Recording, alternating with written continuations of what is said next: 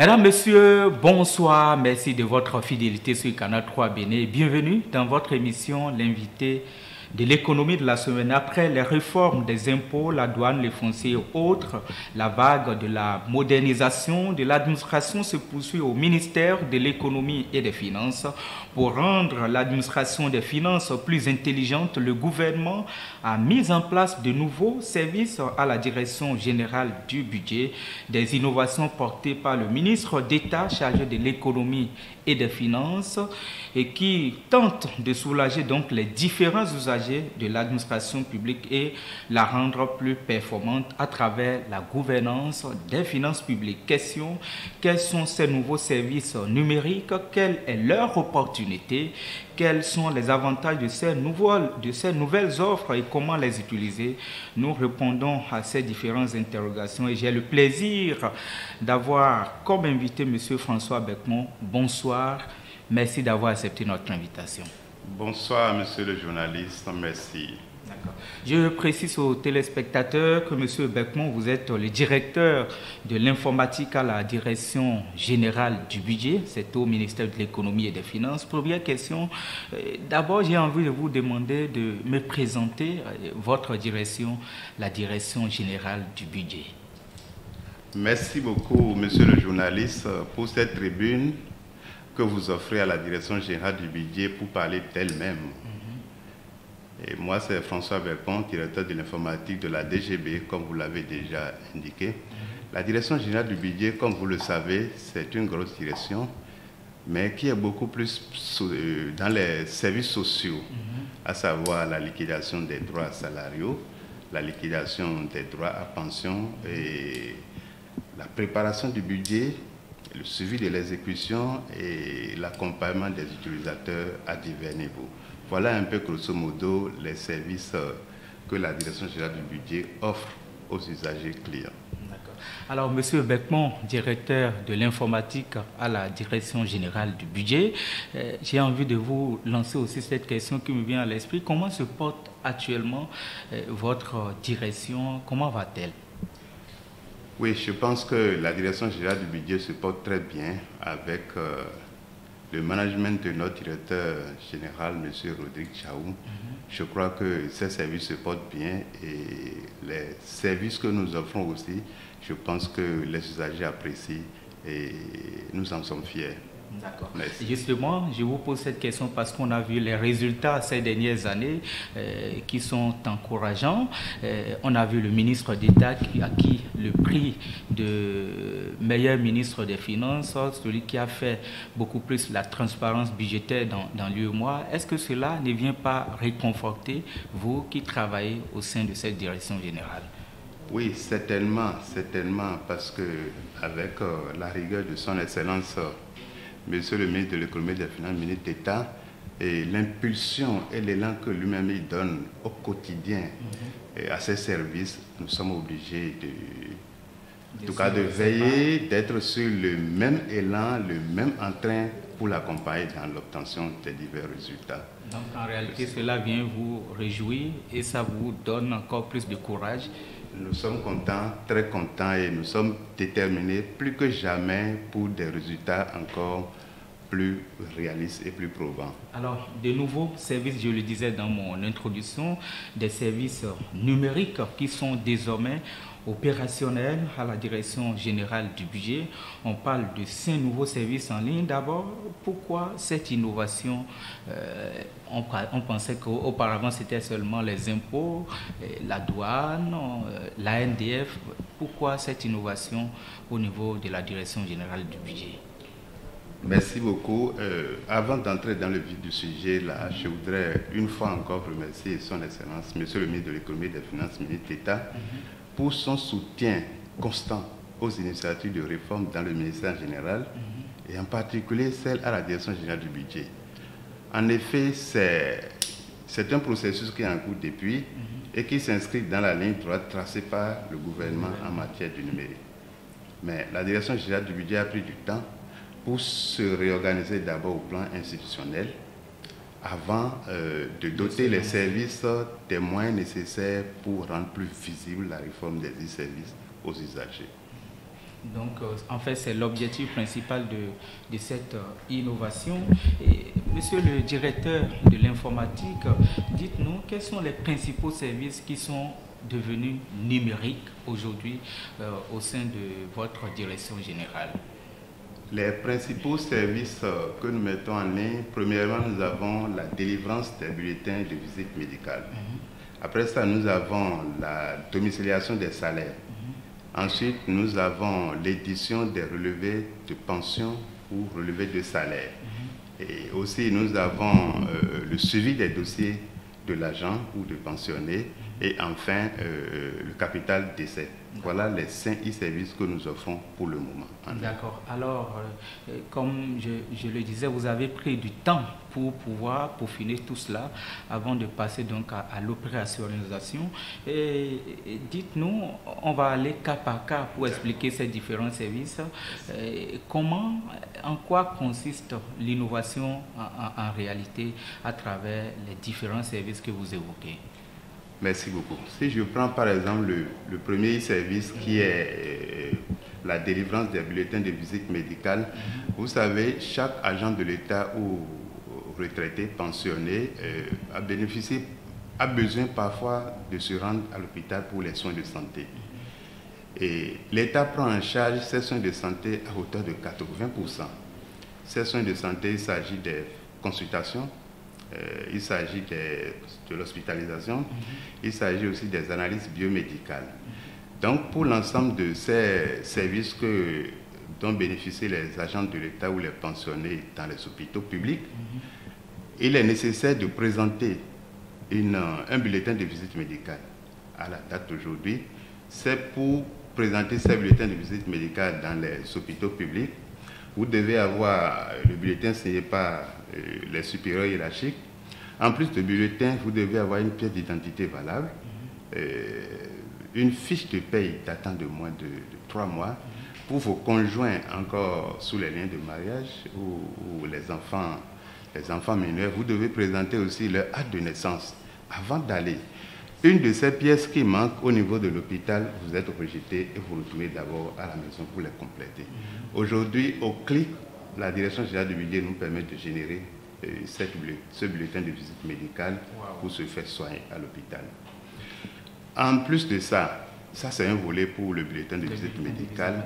Quand les hôpitaux utilisent le bulletin de visite médicale dans leur système, ils font le point de tous ces soins administrés aux agents de l'État ou aux pensionnés et ensuite transmet avec les factures à la direction générale du budget. En papier auparavant? En papier toujours. Et la direction générale du budget à son tour se doit aussi en matière d'acteurs qui suivent bonne gouvernance des finances publiques, doit vérifier tous ces pièces, s'assurer de leur exactitude, complétude et de leur effectivité avant de procéder à l'engagement et au paiement. Tous ces éléments prenaient du temps. Aujourd'hui, puisque les bulletins de visite médicale sont édités à partir de notre plateforme, les hôpitaux l'intègrent dans leur système et à partir de ça, ils interrogent leur système suivant les numéros de bulletins de visite médicale et automatiquement tous les soins administrés avec les coûts peuvent apparaître. Et nous leur donnons une interface pour soumettre toutes ces dépenses et automatiquement la direction générale du budget récupère pour pouvoir procéder au contrôle à minima et s'en suivra le paiement. Donc voilà un peu caricaturé et ces services qui aujourd'hui l'agent de l'État n'a plus besoin, l'agent de l'État ou ses ayants droit, femme ou époux ou enfant mineur, n'a plus besoin d'aucune pièce avant d'éditer le bulletin de visite médicale en ligne. Il suffit juste d'une connexion. D'accord. Alors quand je prends le relevé de salaire, le relevé de pension, la demande du capital décès et la domiciliation bancaire, est-ce que c'est toujours le même procédé, c'est le même processus que vous suivez aujourd'hui avec la réforme qui est intervenue? Merci beaucoup, monsieur le journaliste. S'agissant du deuxième e-service, qui est la domiciliation du salaire, en fait, c'est un allègement de la procédure administrative qui permet l'octroi de prêts ou de changement d'assignation au profit de l'agent de l'État par les banques. Aussi, ce service permet aux banques directement de faire la demande au profit des agents de l'État ou des agents de l'État surtout, est directement d'éditer la domiciliation irrévocable de salaire. Donc, par le passé, pour assurer ces services aux agents de l'État, chaque agence de banque doit faire le point des demandes à son niveau adressées à elle par les agents de l'État et transmettre à l'agence principale.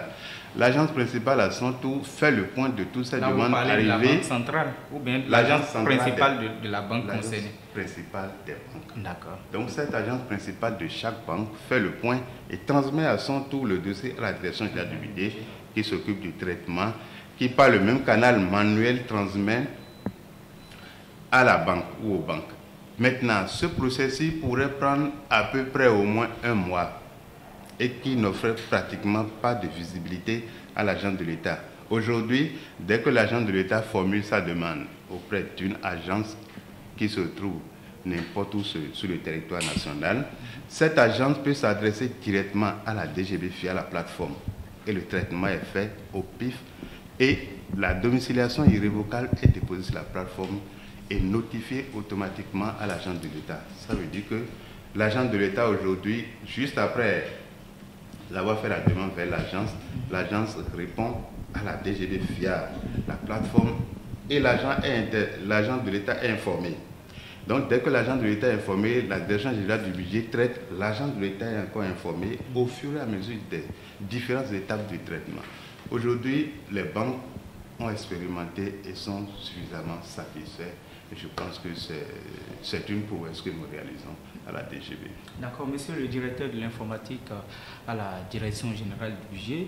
Et qu'en est-il des pensions? Parce qu'il y a les relevés de pensions et également la demande de capital de décès. Qu'en est-il de ces deux autres services que vous avez digitalisés?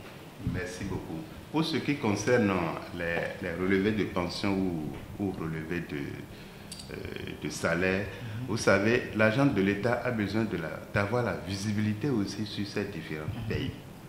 Donc aujourd'hui, cette visibilité ne lui est pas offerte, ou bien c'est lui qui réunit une à une ses fiches de paie ou ses bulletins de pension pour faire le point.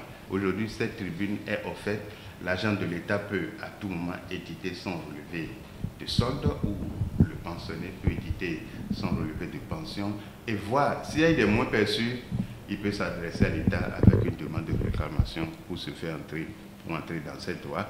Mais s'il y a des trop perçus, il doit alors en apporter les preuves contradictoires.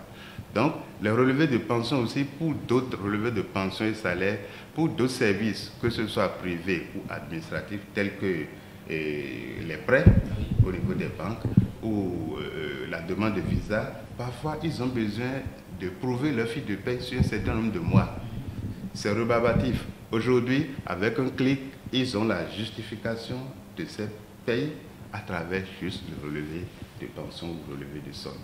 D'accord. Alors, au-delà de ça reste un dernier service. Le dernier qui est capital, la demande de capital décès. Vous savez, quand un agent de l'État est en service ou en fonction par malheur, on ne souhaite pas, décède, alors sa famille se trouve vraiment en douleur. Oui. Mais l'État se dit il faut apporter une indemnisation. Ça, c'est le côté, le volet social de votre ministère social, voilà, à travers la direction générale du budget. Exactement. L'État apporte une allocation en termes d'indemnisation aux familles des victimes, de la victime. Cette indemnisation est déterminée par une décision de l'autorité qui détermine le montant nécessaire. Mais pour en bénéficier par le passé, les parents ne savent pas les pièces qu'il faut produire. Parfois, on demande, mais le dernier acte, l'agent de l'État n'est souvent pas en phase avec sa famille pour présenter ses actes. C'était des difficultés terribles. Le directeur général du budget a donné des instructions fermes pour qu'on allège suffisamment cette douleur, puisque c'est une douleur en plus. Ils ont perdu leurs parents et la petite allocation que l'État leur offre, il y a encore des difficultés pour produire les pièces et découvrir tous les services de la direction générale du budget avant d'en bénéficier. C'est supprimé entièrement. Depuis leur maison, leur chambre, n'importe où ils se trouvent, il suffit d'avoir les pièces à disposition. Les pièces mais sont sur la plateforme, les différentes pièces, et ils lisent, ils peuvent les produire, les poster en ligne. Au fur et à mesure de l'évolution du traitement de ces dossiers, la Direction générale du budget les informe aussi via la plateforme. Il y a un module aussi de gestion des plaintes, où aujourd'hui nous avons déjà reçu les agents de l'État ou les pensionnaires, le loisir, ils nous écrivent comme ils veulent. Ce matin, on en a reçu au moins près de 200. Les gens posent des questions diverses. Le DGB a donné des instructions fermes pour qu'un point soit fait et les réponses nécessaires et appropriées soient données. Donc, nous avons un pool qui est dédié entièrement de ça. Un pool avec des niveaux. C'est un numéro vert ou comment ça se passe, ce service qui reçoit les plaintes? Oui, le numéro vert, c'est en cas d'urgence. Sinon, nous avons toujours parmi les services en ligne, nous avons un volet gestion des plaintes. Et c'est aussi en ligne? Toujours en ligne. Il faut le préciser. Toujours en ligne, gestion des plaintes. Vous avez juste à spécifier. Ça n'a pas besoin de correction même. Vous avez juste à spécifier si la plainte concerne les pensions. Vous précisez, vous donnez votre matricule peut-être et votre numéro et vous saisissez votre plainte et vous envoyez. Le système, automatiquement, ceux qui sont connectés pour l'administration, ils ont l'information, ils analysent. S'il faut se référer à certains services métiers, ils le font et on répond automatiquement à l'usager. Et c'est aisé, monsieur le journaliste. D'accord. Alors, une autre question, monsieur le directeur de l'informatique, c'est celle qui est relative à la catégorie d'acteurs, parce qu'on voit que ce n'est pas seulement les retraités qui sont concernés par, la dématérialisation que vous avez installée au niveau de la Direction générale du budget. Les catégories d'acteurs bénéficiaires de ces services, nous avons naturellement l'agent de l'État, nous avons tous les fonctionnaires, ça leur profite aujourd'hui. Tous les fonctionnaires, sans exception. Tous les pensionnés, sans exception, leurs ayants droit. En cas de décès? Non. Ok, vous parlez des pensionnés. Puisque moi, par exemple, mon épouse, si elle a besoin de prise en charge, je dois pouvoir lui donner. Bien évidemment. Donc, elle en bénéficie aussi. Donc, en dehors de ça, il y a les hôpitaux. Aujourd'hui, vous imaginez un hôpital qui offre des soins de santé à un agent de l'État ou à un pensionné à hauteur de 80% qui n'encaisse pas. Et ces 80% pour encaisser, c'est peut-être 1 mois, 2 mois, 3 mois plus tard, du fait des procédures manuelles, du fait de l'absence de e-service. Aujourd'hui, c'est réglé. Ça veut dire que la trésorerie des hôpitaux se trouve normalement rassurée et les hôpitaux peuvent bien prendre en charge maintenant les soins au profit. Donc voilà la deuxième catégorie ou troisième catégorie de bénéficiaires. Nous avons les banques aussi qui se voient supprimer toutes les tracasseries en matière de domiciliation du salaire, de domiciliation irrégulière de salaire au profit des agents de l'État. Ils n'ont plus aucun effort à faire, aucun déplacement avant de bénéficier. Enfin, nous avons les ministères et institutions de l'État qui peuvent déposer différents dossiers à l'endroit de la Direction générale du budget. Donc voilà un peu présenter les différents acteurs bénéficiaires. D'accord. Là, on va rentrer un peu dans la pédagogie, même s'il n'y a pas la plateforme devant vous, mais on va s'y essayer. Comment les différents services fonctionnent-ils? Comment est-ce que vous avez des astuces à donner, quelques rudiments nécessaires aux usagers qui vous regardent, qui vous écoutent en ce moment et qui voudraient pratiquer tout ce que nous disons ici pour le moment en théorie? D'accord. Merci beaucoup, monsieur le journaliste. Le tout commence d'abord par le lien pour accéder à la plateforme. L'URL pour accéder à la plateforme. L'URL c'est e-servicebudget.finance.bj. e-servicebudget.finance.bj. Dans le service, là, il y a S. E-service avec S, collé à budget.finance.bj. Dès que vous entrez ce lien dans la barre d'adresse de votre navigateur, la page d'accueil s'affiche. Et sur la page d'accueil, vous voyez une bannière en bande défilante qui déroule nos e-services. Les différents e-services automatiquement sur la page d'accueil. Vous les avez là. Selon le service que vous voulez, vous cliquez. Et s'il y a nécessité, le système vous demande de vous connecter ou de vous inscrire. Et toujours sur la page d'accueil, là, vous avez un volet connexion pour un volet inscrivez-vous. Le volet connaissance, c'est quand vous avez déjà un compte pour accéder à la plateforme. Le volet s'inscrit, c'est quand vous n'avez pas encore un compte. Et pour s'inscrire aussi, nous avons allégé totalement la tâche à l'agent de l'État ou aux pensionnés. Pour s'inscrire, vous avez juste besoin de soumettre votre numéro matricule, votre nom, votre date de première prise de service. Tout agent de l'État connaît ça et par la suite, le système vous réclame votre numéro NPI. Dès que vous rentrez cette information, le système procède en arrière-plan à un certain nombre de vérifications. Si ces vérifications sont concluantes, il vous envoie dans votre adresse mail un lien maintenant pour dire de confirmer. Parce qu'il peut y avoir des mouchards, des arnaqueurs derrière. Pour s'assurer que celui qui est là, c'est bien lui, on envoie un mail dans sa boîte. Et à partir de ce mail, il clique pour confirmer sa création de compte et il a accès en permanence à notre plateforme et à nos services en ligne. Alors, si je comprends bien, c'est une dématérialisation totale de l'ensemble de vos procédures. Monsieur le directeur de l'informatique, monsieur Beckman, je le disais, à court, moyen et long terme, quels sont les probables impacts de ces différents e-services que vous proposez à tous les usagers, à toute la population béninoise? Les problèmes d'impact, c'est d'abord le confort que nous donnons déjà à l'agent de l'État qui désormais n'a pas besoin de se déplacer. À toute la DGB à quelques centimètres de lui. Voyez-vous, c'est impressionnant. C'est extraordinaire. C'est impressionnant. Donc, les problèmes retombés aussi, c'est que, comme je l'ai expliqué, au niveau des hôpitaux, vous voyez, ils se trouvent... Leur trésorerie se trouve renforcée, ils auront une meilleure prévisibilité, une meilleure maîtrise. Avec pour conséquence de bonnes prestations à l'endroit des patients désormais. Parce que sans les moyens, sans la finance, elles ne pouvaient pas aussi acquérir des équipements nécessaires. Il y a les banques aussi qui aujourd'hui ont une visibilité, un meilleur confort d'offrir d'autres services financiers à nos paisibles citoyens, agents de l'État. Parce que par le passé, quand un agent de l'État demande à avoir un prêt, la banque se met à la quête de plusieurs informations derrière cet agent de l'État. Aujourd'hui, l'agent de l'État ne peut pas faire de domiciliation comme il veut. Les banques suivent en temps réel depuis leur bureau.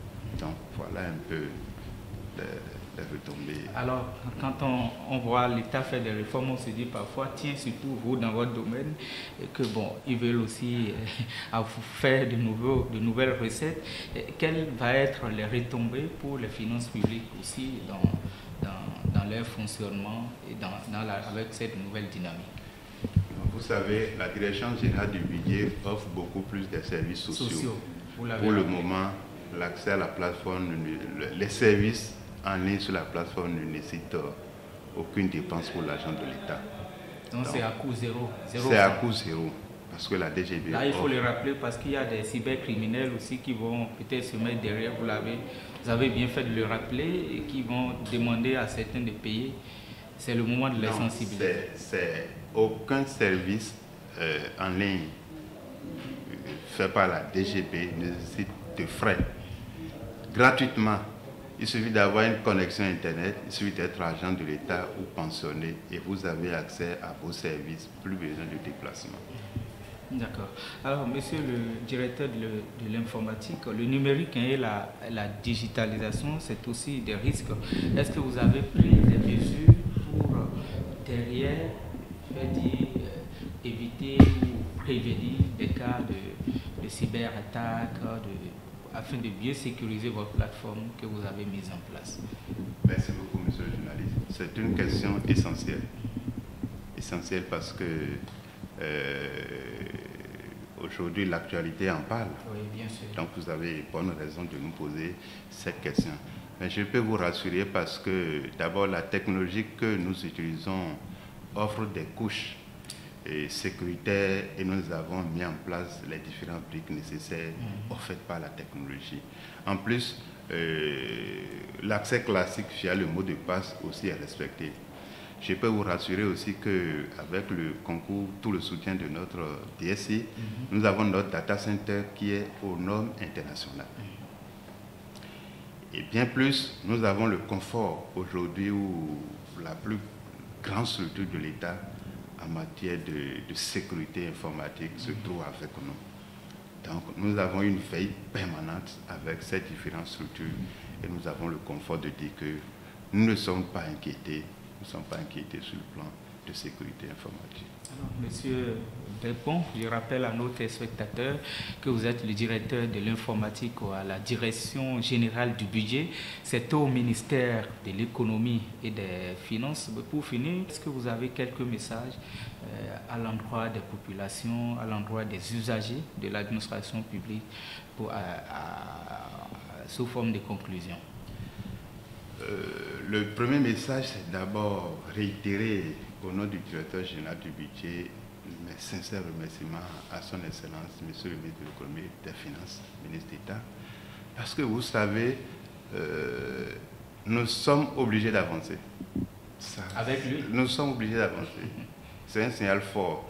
Et nous avons aussi le confort aussi de nous retrouver avec tous ces résultats que